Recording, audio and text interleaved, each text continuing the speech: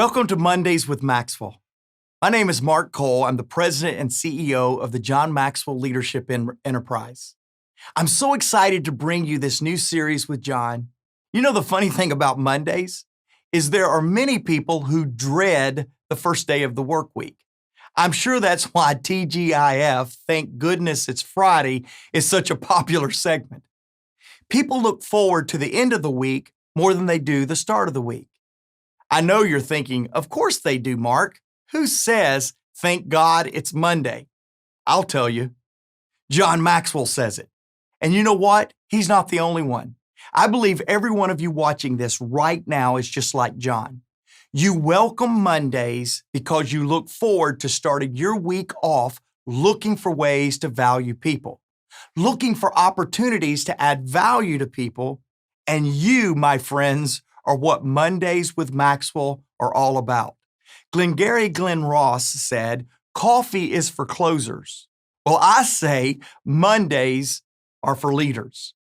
Mondays with Maxwell are for the difference makers who dare to lead their life, not just accept it. Mondays with Maxwell's is for the value multipliers who grow from me to we, from success to significance. Mondays with Maxwell are for the possibilists, who, while the impossibilists are thanking God for Friday, you are praising God for Mondays. PGFM. Mondays with Maxwell are all for you. And since today is Monday, my friends, let's hear from the man of the hour. He is our leader, our friend, John C. Maxwell. Hi, John Maxwell here. I am so excited that you're with me on Monday with Maxwell. Let me just talk to you from my heart for a moment before I do any teaching. I've been wanting to do this now for some time. Honestly, the seed was kind of planted a year ago when COVID hit, and I spent a few Mondays just trying to help all of us get through kind of the difficult crisis, blindsidedness part of that experience. And then we didn't do any more Mondays. And I've had a few months to kind of think about it, and I missed being with you, and I missed having some weekly time with you. And so I talked to Mark Cole, who runs everything in our life and is such a phenomenal leader, and we decided to come back and start what we call Mondays with Maxwell. It's always going to be on noon Eastern Standard Time. And I just want you to be with us. It's only going to be 20 minutes. It's not going to be long. It's just going to be kind of, let's hit it and let's help you. And really, there's a threefold purpose for this time that we're having every Monday with Maxwell. And one is just very simply, it's who I am to add value to you. My first agenda anytime I'm with anybody for any reason, anywhere, is to add value to you. If I add value to you, all is good. That's who I am. I add value to leaders who multiply value to others. The second reason that I want to have a Monday with Maxwell with you is because I am so proud of the John Maxwell team. This is probably the greatest leadership decision I ever made, just a little bit over 10 years ago, to have a coaching company that we certify coaches with. And so every week I'm just going to take a moment in our segment and you're going to be able to meet one of our coaches, and you're going to be so excited because what they are doing is adding value to people. I mean, they're kind of like John Maxwell Jr.'s, and I'm so proud of them. And I know you're going to be excited to just see and hear what they're doing. And the third reason that I want to have a Monday with Maxwell with you every week is I want to develop a mentoring relationship with you. Every year I ask God, I'm a person of faith, you know that, to give me a word for the year. And the reason I ask for a word is I can't really handle much more than that. And in 2018, my word for the year was father. That I was to be a father at this age, a grandfather, to people and do my best to kind of pave the way for your success. Now, that was my word of the year for 2018, but that word has stayed with me right up to this day. I feel that perhaps my highest calling now at this age is to father, grandfather you, come alongside of you. And in fact, I wrote this down. I just want you to have this, because What it means to me to be a father, it means that I'm to mentor and empower leaders. Of course, that's who I am. I'm a leader. I'm to unconditionally love you. I'm to be so excited and revel in every success that you have, because that's what fathers do. Good fathers always want their children to do better than what they've done themselves. That I'm to be an example for you to follow. And I'm to, on occasions, in this case, every Monday, provide fatherly advice to you. Remember, my name's John, and I am your friend. And I know what advice meant to me when I was a young leader, and you've heard this story, so I'm not going into it in detail at all, but when I was a young leader, I started off as a pastor, and I had a little country church. 35 people, nothing, okay? And I read a book about the largest churches in America, and I got the names of all those pastors of those 10, and I literally contacted them, and I offered them $100 for 30 minutes of my time. If they would just give me 30 minutes of advice and counseling about how to build a great church, I offered them $100. And back then, and we're talking about back in 1970, at $100, I was only making $4,800 a year. And I was just saying, if you'll just give me a little advice, it's worth a lot of money back then to me. And 2 of those 10 took me up on that. And I can promise you, they just added immeasurable value to me. And then I was in Shanghai in 2009. And while I was over there doing some leadership conferences, I read a Forbes magazine article about business leaders who shared the best advice that they ever received. And I remember reading that article, and I said to myself, there's a time someday in my life that I'm going to share best advice with people. Some of the best advice I've received, and then go to other leaders and find out what's the best advice you ever received. In fact, if you've ever had a dinner with me, you know that I may ask you a question at that dinner table. What's the best advice that you've ever received in your entire life? I love the question. And for the next, 2-3 months on Mondays with Maxwell, we're going to talk about advice. In fact, we're just going to do a series on the best advice I can give you. In fact, to be honest with you, I started a few weeks ago writing down on a piece of paper all the best advice that I had received from others. And the legal page went 1 page and then 2 pages and 3 pages. And I thought, look at all that I have received from other people that have helped me be who I am. And then I got very excited about Mondays with Maxwell, because I thought, you're going to receive, 15, 20 minutes of advice every week that'll just kind of maybe be just what you need, that little bit of light that's just going to help you go down that road just a little bit further. So I'm very excited about that. For me, there have been 5 different sources of advice. What I read, obviously that's true with you. I'm sure it's like Shanghai. Questions that I ask specific questions to get advice from people. I get advice through observing, just watching people, and I get advice from the experiences that I encounter myself, and then advice in podcast or kind of social media stuff like we're doing on Mondays with Maxwell. So I want you to do me a favor. Not only enjoy today, but I want you to, I want you to tell all of your friends and get them to be a part of Mondays with Maxwell, and I promise you we will add value to you. Now, I'm in my wonderful friend Andrew Manzinga's studio, this beautiful studio where I do an amazing amount of virtual stuff, of course, during the time that we live in now. And Andrew is one of the funniest guys I know. He's got a great sense of humor. And when he realized I was going to do a series on best advice, Andrew came in this morning when I came to the studio. Look at this. He said, well, I've got some advice here. And he gave me 2 pages of his advice. And I started reading them, and I started absolutely cracking up.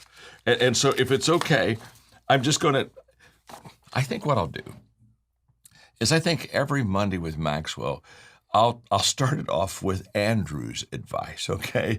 And we'll go from the ridiculous to the hopefully something that's really going to help you. But this is so funny. I mean, Andrew's got such a great sense of humor. On one of these Mondays with Maxwell, Andrew, I'll get you out in front of the camera so they can see who the funny guy is with the advice. Here's what Here's what he gave me this morning. Before you criticize someone, walk a mile in their shoes. That way, when you criticize them, you'll be a mile away and you'll have their shoes. Oh, Andrew, you're just going to bring joy to us every Monday with Maxwell. And now let me give you two, maybe three. We'll see how much time I have. Just advice that I would like to share from you, that advice that I've received, and I pass it on to you to add value to you. Number one, and by the way, this is not in priorities at all. This isn't the most important thing. In fact, what I'll do is 1 week, I'll give you advice from myself that I've learned from others. And then next week, I'll take somebody that's a major leader.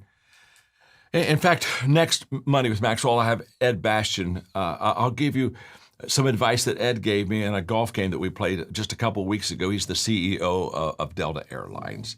And then the next week, I'll go back to some of my advice. Then I'll pull out another great leader. I got Dan Cathy in the wings and the CEO of Chick-fil-A. In other words, every week, just for maybe 2 or 3 months, we're just going to give you some good advice that you can apply to your life. Okay, you're ready. So the first one I want to share with you is from my friend Steve Babby. I just did a video for him. He just retired. And I was glad to kind of do a retirement video clipping for him. But I thought so fondly of him because this is what I learned from Steve. Always bring something to the table. Steve Babby, the first time I met him, I was in my 30s. And we had a lunch. And he sat down with me and we had lunch and he had a book. And he said, John, he said, I brought a book with me. I said, I've read it. This really helped me.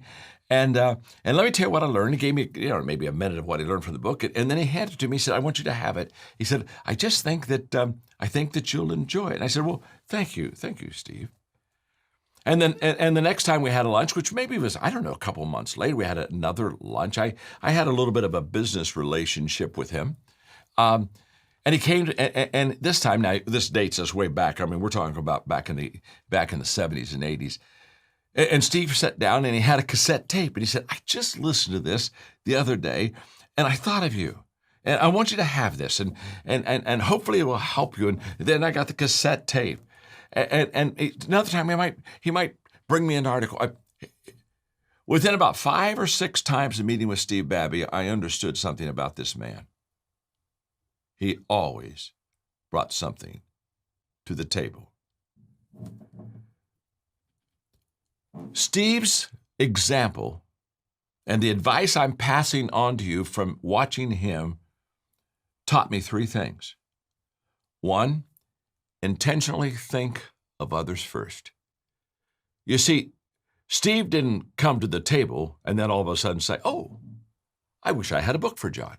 I wish I had an audio tape for him." No. Before he ever came, he asked himself intentionally, what can I give? What can I do to add value to John Maxwell? The second thing I learned from Steve Babby is make every meeting more than a meeting. You see, we always had a meeting and we discussed things that we needed to discuss. Of course we did. But the icing on the cake, the cherry on the top, was the fact that Steve Babby always brought something to the table. The third thing that I learned from Steve Babby is that you make yourself more valuable when you consistently add value to people. You see, I always look forward to my meetings with Steve. Why? Because I like meetings? No. Have a lot of meetings. What set Steve apart from everybody else? He brought something to the table, which began to help me ask the question, what do I bring to the table when I meet with someone? I try to, every time I meet with someone, have questions that might be interesting that I can ask, or maybe an idea that I've just picked up that I want to pass on, or bring a resource. And all of that adding value by bringing something to the table had its root from the example of Steve Babby. It goes back very simple. In life, are we a plus in our relationships or are we a minus? You see, Steve, he was a plus. He always brought something to the table when we had our meeting. I hope that little bit of advice will kind of stay with you this month. Maybe the next meeting you have, you'll kind of think before, what could I bring to the table that just sets me apart from everybody else? I mean, there were meetings, and then there were Steve Babby meetings. Always bring something to the table. Advice number 2. People need recognition, so freely give it to them. We are born to be appreciated. We're born to be recognized. And if you don't really think so, the next time you're like in a restaurant and you see maybe a couple over there and they have just a very young child, maybe 1 year old, just a baby. If you're a booth over and you'll just kind of wave to that baby or play a little bit of hide and seek or just kind of recognize them, that baby is yours for the whole meal. You know that mom will try to turn around to kind of eat their food, but that baby's back there. Now, why? Because we are born to have people recognize us. We want recognition. We want somebody to look at us and say we're special. So let me tell you a story.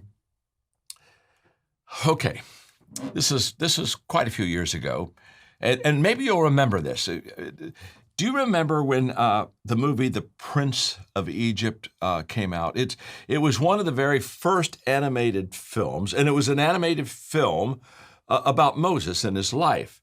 And, it was a major Hollywood production, one of the first animated films and major producers, the whole deal. Okay. And they asked me if I would be an advisor, and so I flew out a couple times to Los Angeles, and they would show me clips of the film, and they would ask me things like, do you think it's kind of biblically accurate, and does this kind of speak to you, and would this speak to the faith community? And I enjoyed it very much. It was kind of just something I'd never done before, and then I got extra surprised when they asked Margaret and me to come to Hollywood for the premiere. I mean, the red carpet, the lights, the whole deal, the premiere of The Prince of Egypt. And by the way, this was huge. I mean, the voices in this movie were Steve Martin, Michelle Pfeiffer, Val Kilmer, Danny Glover, Sandra Bullock. I mean, this was not like a second-class movie. They put a lot of money in this. This was big. And so we were excited, and so we flew out and we walked the red carpet, and nobody noticed because they were looking at all the actors and actresses, and so we got our seat in the movie theater and we watched The Prince of Egypt. Now, if you know me very well, you know that when the movie's over, I'm done. I'm ready to go. In fact, sometimes when the movie's not over, I'm done and I'm ready to go. And if you ever go to a ball game before the game's over, I'm usually done. I'm ready to go. In fact, one of the most embarrassing things that I do in Margaret's eyes is I'll take people to go see something for me, and sometimes before it's done, we're done. I mean, I want to get out of the parking lot. I don't want to be in line, okay. So you get the picture.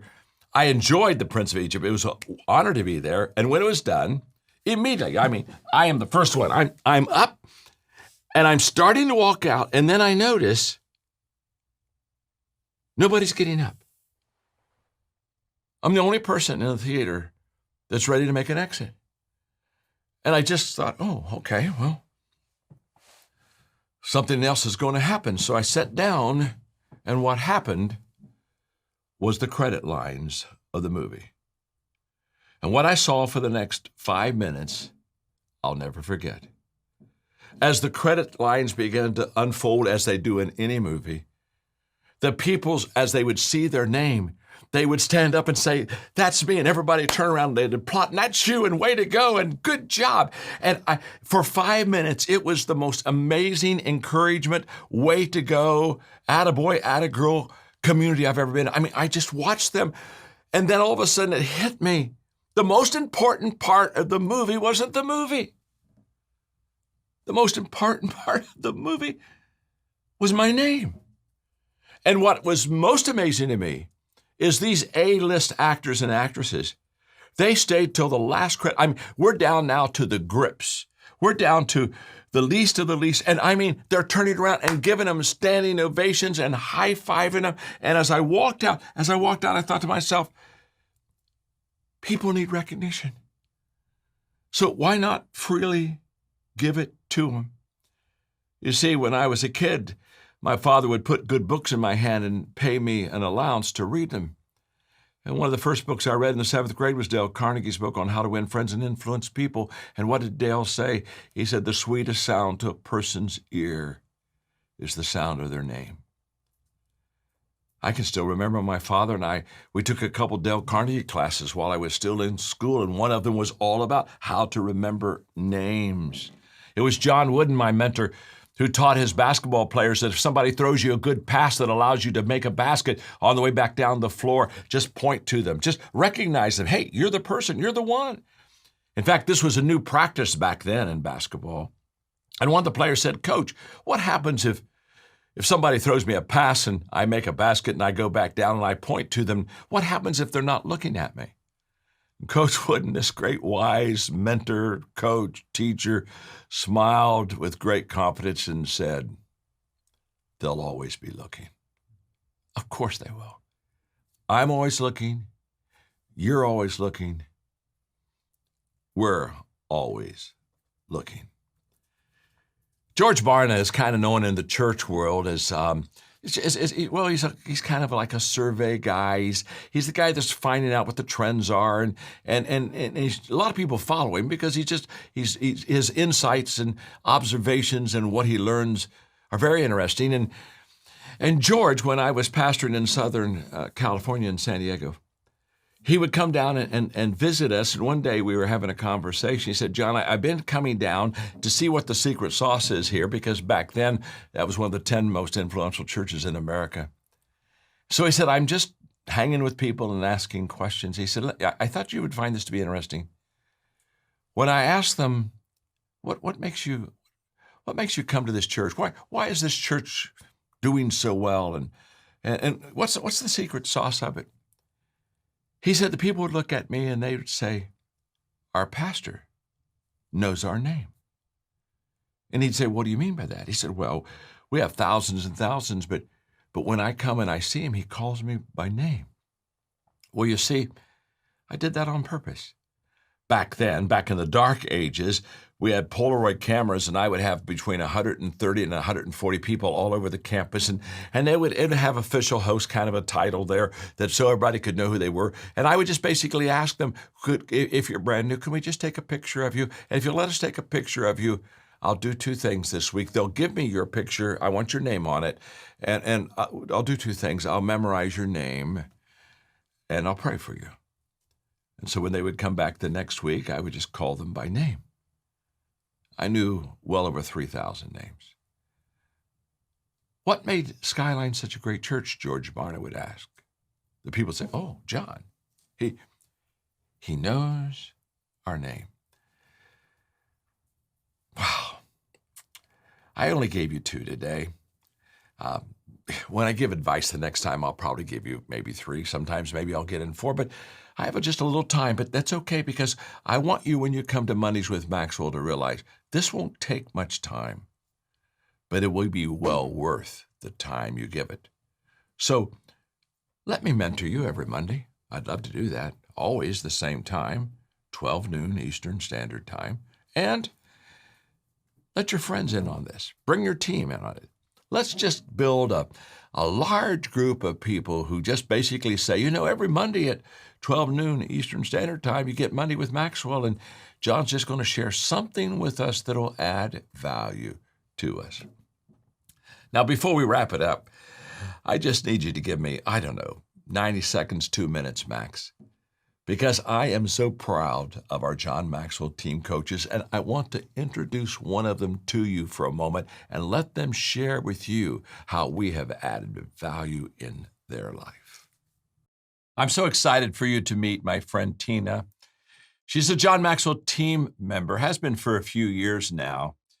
But Tina, when you were sharing with me your story of how you were in the corporate America, basically as an upper executive, and but you kind of fell on the side. Maybe you kind of wanted to coach a little bit, and so you looked into the John Maxwell team and said, hey, I think this is a place for me to kind of land and see what can happen. And I just thought your story was so inspiring, and I know you're going to enjoy this. So listen to Tina. Just talk to me for a moment about how you got from kind of upper management into the corporate world to where you are today. Exciting story. So I was working in corporate America with a background in finance. And every day that I went to work, I was absolutely unfulfilled.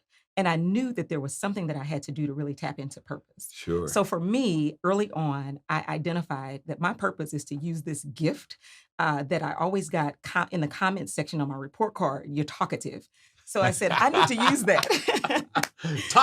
You're talkative. So I got to start using this verbal gift. I have to use this verbal gift. I love it. So I started to explore coaching because I understood my purpose in life is to be a catalyst and connector in other people's lives. So I had to find a way to do that. And once I tapped into purpose, John, I said, I can never do anything else. So I started part-time, just trying to figure it out myself and build the business, and really wanted someone. And I was a distant student of yours, and I just really wanted some way to really crystallize what it was that I was doing. Sure. And so you found out about us, I guess, right?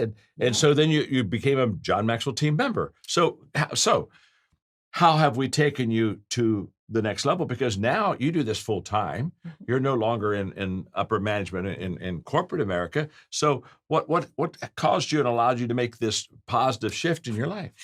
Yeah, so I am enjoying being a full-time speaker, coach, and trainer on your team, the John Maxwell team. And we're enjoying having you. Yes. We sure are. But I will tell you the motivator for me. So I'm from St. Louis, Missouri. St. Louis is called the show me state. So when I joined, I said, I need someone to really show me what they're doing because I need to really do this in a big way. So I went to the online platform where we go as team members to see what's going on. And lo and behold, there was a testimonial from Chris Robinson. And Chris Robinson had landed this $50,000 single deal. So I'd made that money, but not in a single deal. So I said, this is the show me state. And he's showing me that he did that. And he said, trust the process. So I said, I'm going to trust the process. And I immediately after that went to a client, started talking to the client about speaking, coaching, and training. And then they asked me, what do we need to put in the budget? And I saw Chris Robinson's face on the platform. And I said, 50,000. And they said, well, we can't quite do that, but we can do 45,000. Oh, come on. So I was like, okay, I am well on my way. And now that I'm a part of the team, it's really elevated my platform. You know, I was trying to figure it out along the way, but in 2016, it was a game changer. It elevated my business in ways unimaginable. And imagine even your name at the bottom in my email signature, leading me to other opportunities because people are saying, this has to be God. You know, I'm reading 21 laws, and things like that. So just having the opportunity to have access to these phenomenal resources and then coupling that with my gift of gab that the teachers told me to be quiet about, it's been working for me. Tina, wait, I love what you just shared. And you said it, and I think it is true sometimes that, because on your card, you're a John Maxwell team certified coach, the name helps. It helps get you in. Absolutely. And the only reason I'm mentioning that is not to call attention to myself at all. Here's why I mentioned that. When I started the John Maxwell team, my biggest issue was, should I lend other people my name? I've worked hard to build up my reputation. I've worked very hard to build up what I am and who I am. And should I risk it with other people? And I came to the conclusion that I wanted to help people so much that I'd be willing to lend my name to people like you. And then you come into the studio today and you tell me the story, and I see how beautiful you're doing and helping people. And I'm saying to myself, Tina, I am so glad that I've given you the John Maxwell team name and certified you. And I would love to give you my name and add value to you and serve you too. So now we see there is good advice and Andrew advice. Let's call that unadvice. I hope you've enjoyed today's Monday with Maxwell Lessons. What's some good advice or some unadvice you've received? Let us know in the comments. And what can we say about our John Maxwell team members? Every day, they look for ways to lead in and live out Maxwell leadership principles and philosophies. We're so grateful for the John Maxwell team. Each week, we'll feature a member or mentor from our team who will share their story and their journey with you. Why? Because we want you to see the real stories of difference makers, of value multipliers, and of possibilists. If you want to learn how you too can join John's team of difference makers, go to mondayswithmaxwell.com. Let me say that again. It's Mondays, plural, mondayswithmaxwell.com. Let us know how you saw Mondays with Maxwell and how you want to make a difference. Thank you again for watching today. We'll see you next week for another episode of Mondays with Maxwell.